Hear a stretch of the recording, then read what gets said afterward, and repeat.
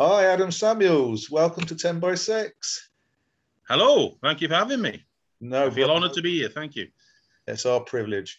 Adam is a campaigner for the Welsh Labour Party, and today we're going to just address a couple of issues. The first issue is just to focus on what it's like in Wales at the moment and what role Welsh Labour are playing.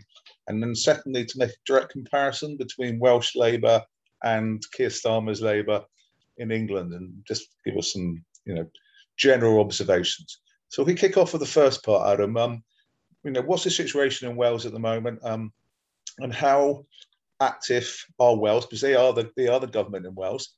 How active are they, and how successful are they being?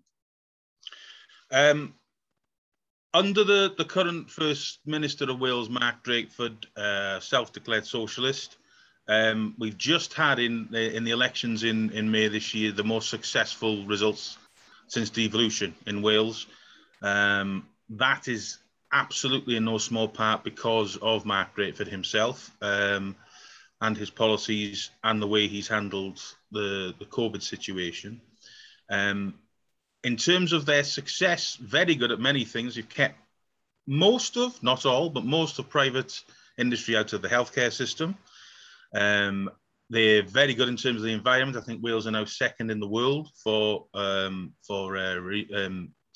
with regards to environmental issues. Mark Drakeford himself turned down the building of the recent the M4 Relief Road. I think Boris Johnson's trying to start it up again, but we were the first nation on earth to declare a climate emergency. And then Jeremy Corbyn followed at Westminster and managed to get that through. But Mark and Jeremy are very good friends, long associates. Mark Drakeford backed Jeremy in both leadership campaigns. So they're not what I would call, Mark's a self-declared socialist. There are a lot of what we would know as the Labour right within Welsh Labour. But Mark he's one of these rare beasts who was able to command a lot of respect from that side, while at the same time being quite radical in terms of Labour, what we would know Labour pre-Corbyn, shall we say. So, for example, we're going to be part of I think that's right, it's been confirmed, we're going to be part of a universal basic income trial. When we were campaigning during the election, the things that stood out to people were about Mark himself. They trusted him. Very similar in character to Jeremy, I would say. The difference here in Wales is he was presented on the news every day or most days, unedited in his own words. So, of course, there's a huge difference to what went on with Jeremy and what goes on here in Wales. They still did attack him, the national press, but they didn't care enough about him, to be honest, to really go to town on him. And I think the left in general missing a trick in here in Wales, because there are many things that they do well. We obviously have many criticisms as well, but I think it's inconvenient in the narrative for both the left and the right that Welsh Labour did well in the May elections, because it totally goes against everything else that went on, of course, or most of the stuff that went on for Labour elsewhere. And so it's frustrating at times, and I'm very grateful for you for this platform to talk about Welsh Labour, because despite what you would call literal successes in election terms and in terms of policy, it's very, very unknown outside of Wales. And there are, don't get me wrong, there are lots of problems that had we not had Mark Drakeford in charge would have come out at this last election. But he's a very wise, genuinely decent man. I've met and spoken to him many, many times. I want to give you one example of just how much of a socialist he is. There's a very good friend of mine, Nathan Lee Davis, who ran a campaign to save the independent living grant here in Wales, something the Tories were scrapping. And it was Mark, in his position as minister at the time, who actually saved it and stopped it going. But it was going to get phased out. And we were told by everybody within Welsh Labour, within the unions, you've got no chance of changing this.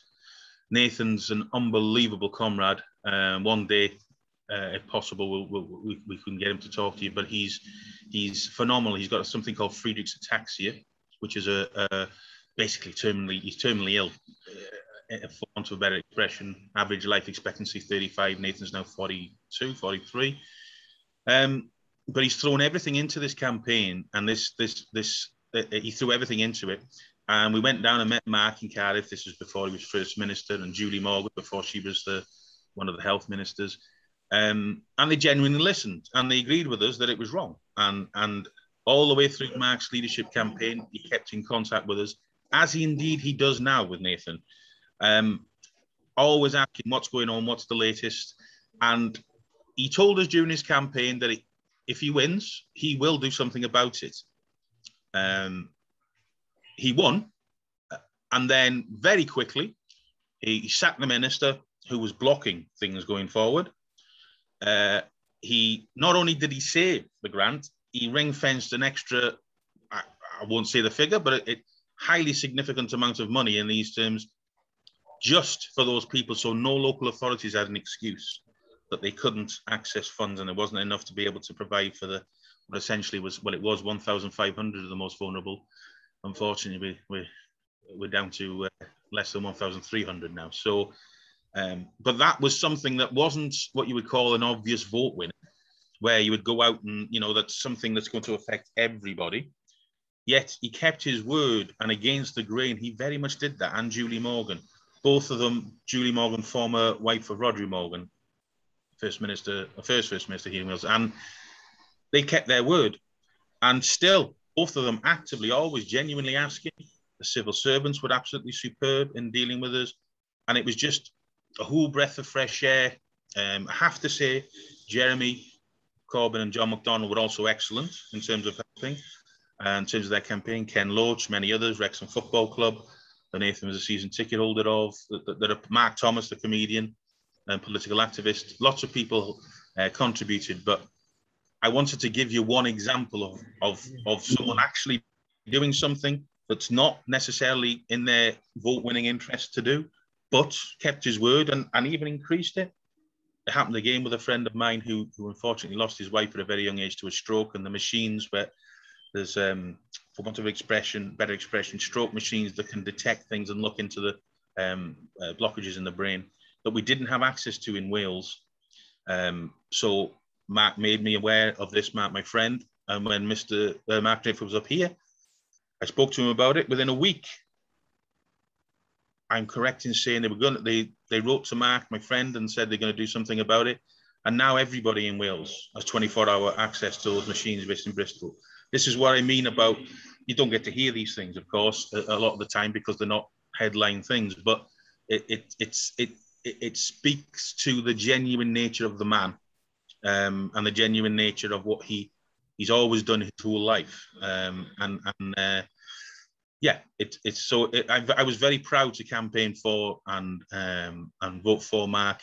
And it was, to be honest, as soon as you mentioned his name, even if they didn't know Labour as soon as you mentioned his name, people were immediately, oh yeah. Even one who said, "Oh, I don't vote," and it's Mark Drake. No, Mark Drake, the one on the, and that's, so again, the difference, the platform he had, unedited in his own words, compared to what Jeremy would have, I have absolutely no doubt that Jeremy Corbyn would have had exactly the same positive response had he been able to have that platform and not be attacked constantly left, right and centre. So I wouldn't like to say it's all roses and heaven and brilliant and all the rest of it within Welsh Labour, because under Mark, it's a lot more complicated and a lot more right-wing. But Mark himself is an incredible man, and I was genuinely proud. We were on the doorstep.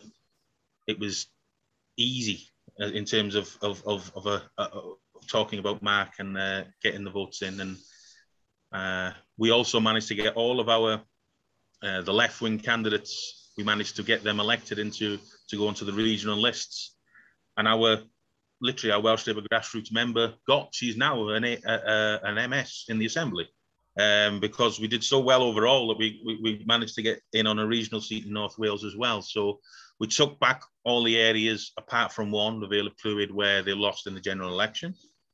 And it was remarkably positive compared to everything else in Labour at the moment. So do you think then that Mark Drakeford's success apart from the fact that he sounds like a principled, dignified person, was the fact that he, in Wales, managed to get under the radar much, much more than obviously Jeremy Corbyn did. Absolutely, without question. Yeah. To put it in perspective, Keir Starmer came here several times trying to bathe in the success of Mark, because they could see from the numbers and all that internal polling how popular it was prior to the actual election result. But the reality is Mark Drakeford would be absolutely nowhere near the UK Labour front bench. So nowhere near. They'd have him nowhere near the Labour front bench. To give you an example of how radically different the two are at the moment. And of course, there is a big push within Wales to establish Welsh Labour as Welsh Labour and not be connected to the UK Labour, because so many members in Wales are they're in a dilemma, really. They cannot stand what's going on at UK level, but at the same time, they want to protect what's here in Wales with the most progressive leader we've had. So it's a catch-22 for a lot of people. So it is a difficult situation, because of that. And I'm proud that my personal CLP in Clwyd South, for example, we voted to back Mark, we voted to back Jeremy, we voted to back, only since we've come in the last few years, a lot of Corbynistas, but we voted to back Rebecca Long-Bailey and Richard Bergen as an example, and everyone else around us was the opposite. So we've been lucky, and we're proud that we've got a lot of loudmouth lefties like me who are not intimidated and bullied at all by the Labour machinery so far. No doubt they'll come after us, but because we're so successful in terms of getting the vote out here, as we were in the local elections, and even for the MP previously, they've all held their hands up and say, look, these, what we've heard about Momentum's rubbish, and these people are by far the best campaigners, they're by far the most strategic and all the rest of it. So I'd like to give a personal shout out to my CLP, only because for them all sticking together and getting through this, and I would like to think leading the way in North Wales, certainly. We have a very good relationship with our MS, not necessarily of the left, but we have a very good relationship with him. And I always think our CLP is a good example of how you can be led almost exclusively by the left, but work with the right and get a balance, how Labour should be, really. And, things can change quickly, but I'm proud of that at the moment in terms of how it goes, and the people involved. They're phenomenal comrades, absolutely brilliantly hardworking. They never stop. It's not just Labour. There's Momentum, there's Welsh Labour Grassroots, there's the various unions, there's lots of different things. So, and we managed to get the unions in that Nathan's campaign to change their mind and back as a go engage the Welsh Government as well. And at conference, because of all that, we actually defeated Welsh Labour, our own party, to get that thing through in the first place. With Nathan's campaign, the biggest defeat they'd had. So at that point, they had to listen to us. So, so it's a difficult time because we have lost a lot of members. I think it's about 30% of our membership have gone since Starmer took over. But thankfully, the ones that remain are the most active and vocal so far. But we have lost. What sounds really great, Adam, from listening to this, is that in that latter part, is that there's a set of progressive principles about making society better. And even if that means taking on your own party when they stand in your way, you're prepared to do it, which means that it's a much higher plane than party politics. It's about the construction of something much, much better for the people in the communities in which you live. And therefore, if it's not Welsh Labour, let's say, that gets you to the top of the mountain, if it's some other way, you'll do it, which is great, I think, because I think party politics in itself can be quite self-destructive. Absolutely. And you've written a lot for Dorset Eye in terms of your perceptions of Keir Starmer and the way in which he's taking the party since Jeremy Corbyn stepped down. Can you just finish off by maybe summarising some of those points from memory in relation to what you perceive is wrong with Keir Starmer and what you think he needs to do to get it right? First of all, he won't get it right and has no intention whatsoever to get it right as we would understand it, that's not going to happen. We have to be realistic about this. When he was standing for leadership, there were so many things that rang alarm bells for me. A fantastic, inspirational person you probably know him by the name of Andrew Feinstein, a former ANC politician under Mandela's in Keir Starmer's CLP. And Andrew said this in public, so I'm not betraying any confidence. He knew Keir Starmer was like this. He said from the start, this is what he's going to be like. And I think we have all been shocked to the extent it's gone to. But I have not been remote. I mean, he's the only MP on the Trilateral Commission. You know, we look at the Assange case. He pushed for him to be extradited when the others were saying, well, we shouldn't really be doing this. He was pushing for that, as is if rumours is believed. The John Charles de Jimenez case, you know, there was no prosecutions there. Numerous other things that will ring massive alarms. Meetings declassified, and others have produced that, you know, seen that there've been meetings with MI5, MI6, social drinks, etc. for a couple of years at least. And I've said this before. I used to laugh when people said that he was a plant, that he's looking to kill the party, and I used to laugh, and I still, my logical brain says that's ridiculous. But the more you look into it, I'm not so sure that it is that ridiculous, because I find this man, whatever I might disagree with him politically, head of public prosecutions, I find it quite hard to believe you get to that position by being incompetent or making bad calls and things like that.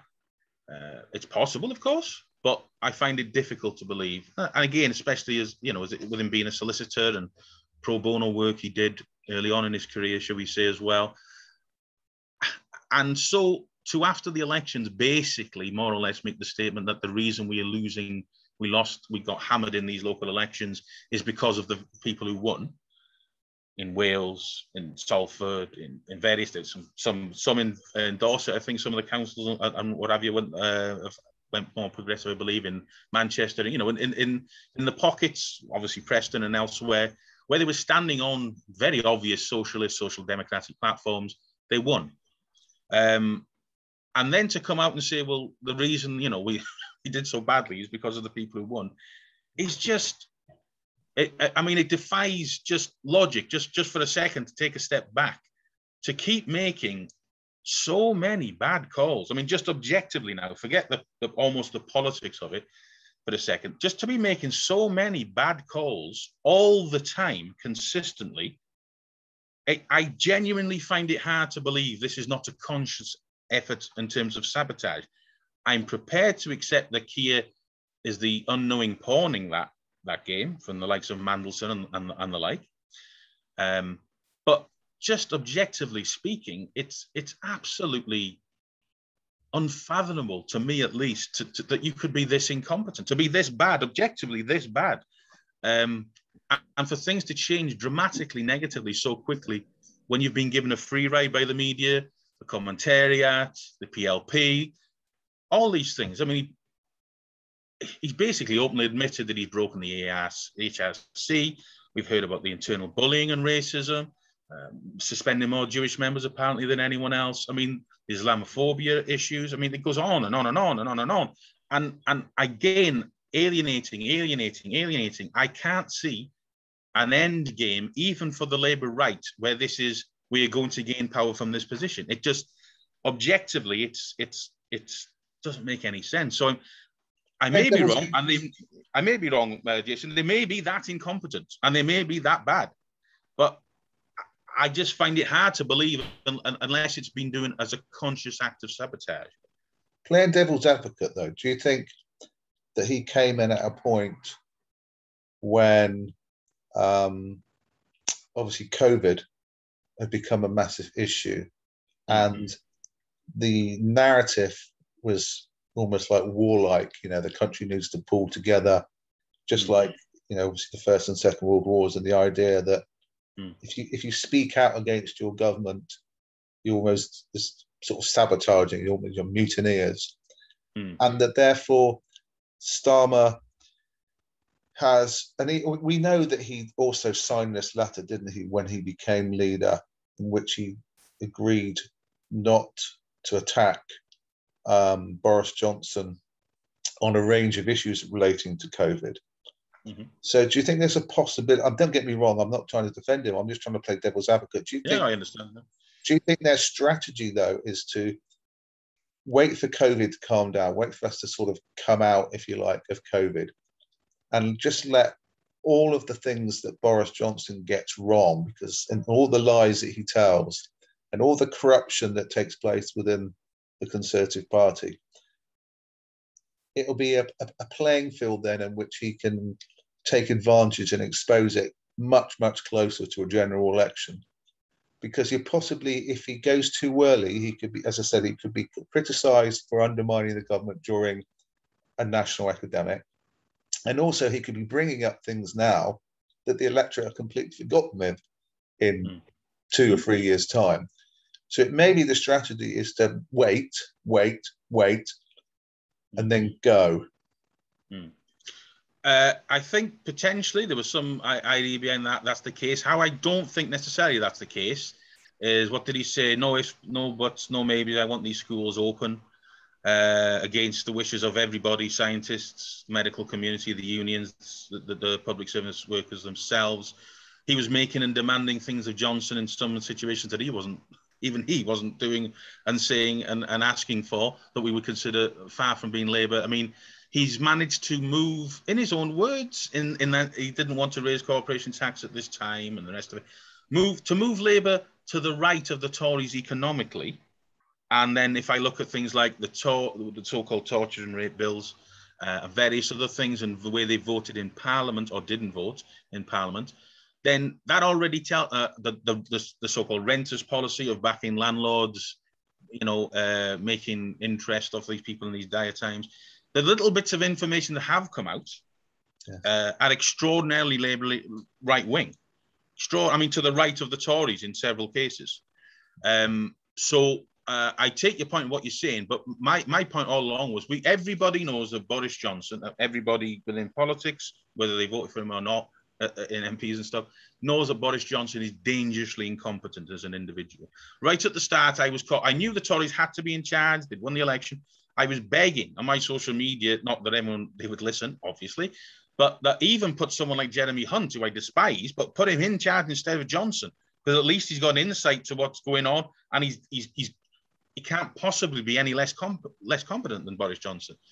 So, and before Jeremy stood down as leader, all the things he said again came to, as he always does, history always, he was very sensible in his opposition, and he was hitting home on the key things that weren't being done and saying, why are we not doing this? Why are we not? Starmer hasn't done any of that. So I could understand an extent that not wanting to sit back. But at the same time, I think, Jason, the truth, we have to be realistic, is because he agrees with the government on a lot of these things.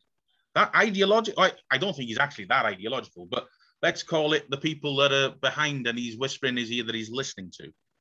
I very much agree with those things. And that he's made a decision, I either go with them or the left. He's made the wrong decision, because I take your point about closer to a general election. You're going to need, Labour need members on the street. I don't know anyone who's going to go out and campaign for UK Labour. So without the money, which we've gone from, 14 million to now being within 1 month's payroll of bankruptcy, basically, as we understand it from what we've been told by the NEC themselves, you're not getting the donors in. You've lost 100, I don't know how many, 100, 10, we're about 8 to 10,000 members a week at the moment, if the latest figures are to be believed. That's completely unsustainable on every level. So even just from a pragmatic point of view, again, I go back to this point about sabotage. They can see what's happening, and we've got all this is not including the court cases to come, and the money is going to be almost certainly needed for those. So I first find it truly remarkable. So yes, I can take the point, and I do take it about not wanting to be too harsh, but all you had to do is point out what was blindingly obvious, which we were always seeing. No one's going to say, oh, I can't believe you're back in the government when we should open school. He was going against what public opinion was, Jason, in all those polls. If you believe the poll, but anyway, consistently, he was making the wrong call on all those things. So it wasn't like he was doing that for the sake of winning people over, in my opinion, because why would you go against the majority of in every poll going. You know, and as for making policy by focus groups, I don't know if you've ever been in a focus group, but I mean, I encourage anyone to watch an episode of Impractical Jokers, the TV show, where they have focus groups, and what they convince them to buy at the end of that focus group. Then tell me that's a good way to make policies, because you'll see that people can be, if you've got a loudmouth like me in the room, can very easily persuade everybody else what I'm saying is correct, even if it's absolute rubbish. And focus groups are a terrible way of forming policies and things. As an indicator, you can use them as some kind of tool in your armory. As the thing that's driving you, that tells you these people, they are really incompetent if they think that's a way you can do it, and while alienating the very people who are going to deliver this message for you. So if they are playing the long game, then he's already failed because he's lost his members. So where's he going to go? The money's not coming in, the members are not coming in. Let's face it, he's only in a position until they change the leadership rules back to what it was before, so their candidate can come in and win a leadership election. That's my opinion. That's the only reason Starmer's still in place. Now let him take all the hits now, and then change the leadership election. Then he's out, because you know it's unsustainable even for the Labour right to be hemorrhaging support. And you know, it just staggers me, Jason, how he could be so bad when you've got a free pass in all the media as well. A free pass, well, constantly, virtually no scrutiny whatsoever, getting away with horrific internal behaviour that Corbyn would have been called out on a million times over. So that's to finish off though, Adam. I think that's why, isn't it? Because they've got their establishment person in at the head of the Labour Party. Oh, yeah. The last thing they wanted to be seen to be doing now is knocking him, because they know, and it's like that the old Murdoch thing, isn't it? You know, he wants to always be backing the winner, and I think with Murdoch, he now knows that he has an establishment figure for the 2024 election. So if Boris Johnson loses, and Rupert Murdoch doesn't like Boris Johnson, let's be fair. No.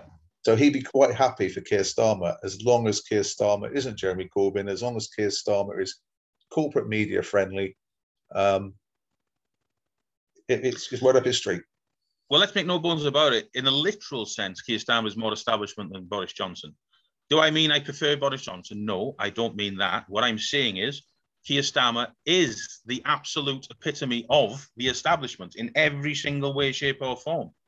I mean, his history, his politics, his actions, his words, everything. He's more establishment than Johnson. Johnson won't be at the next election, in my opinion, but then I don't think either will Starmer. So, and it'll be interesting. Somebody's got to win. Yeah. Or no, I mean, I don't think either of them will be positioned. I don't think they'll be leading their parties at that point. Well, I certainly hope Starmer is. Otherwise, you know, obviously that's going to be a horrific defeat, isn't it? But yeah. But I want to also say that before I go, I do want to say a massive thank you to you, Jason and Dorset. And by the way, but everybody, Jason hasn't told me to say this. I'm just saying this off my own bat. Because without platforms like yours and incredibly hardworking, brilliant, dedicated people like yourselves, it would be a lost cause. So we all have to remember that we have to support Dorset Eye and all various different independent medias, because without them, you think the battle's hard now, without them, it's impossible. So I encourage everybody to get involved and support Dorset Eye, because if you can afford to do it, everybody needs it. It's as simple as that. There's no question about it. And Jason and the team are absolutely superb at what they do. So it's a really important thing, because without the media, it makes it nigh on impossible for us.